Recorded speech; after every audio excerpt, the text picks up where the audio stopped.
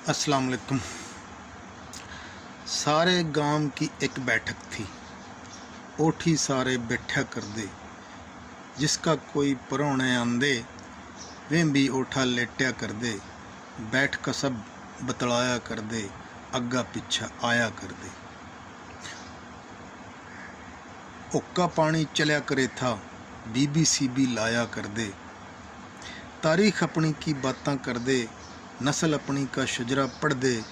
कदी कदी में लहर माँ का रागणी भी सुनवाया कर दे। चाचा बासी था एंकर पर्सन, जिद लागे था कदी व बरसन। लफ्ज़ां की बरसात होवे थी, मसों ही जान छुड़ाया कर दे। बड़े बुढ़िया का अदब होवे था, शर्म होवे थी, लिहाज होवे था। बड़े सिराने बैठा कर दे, छुट्टे पैंदे बैठा कर दे। एक जो सियाणा बात करे था, बाकी सारे सुनया करें थे। छोटे सारे होके भर दे, बड़िया तो सब शर्माया कर दे। जे कोई कदी बीमार होवे था, बैठक मावा आ ना सके था। सब के सब बैठक के भाई उसना पूछण जाया कर दे।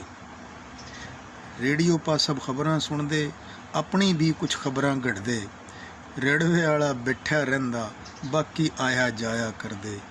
उम्मीद बड़ा इत्तफाक होवे था, कदी नहीं कोई निफाक होवे था।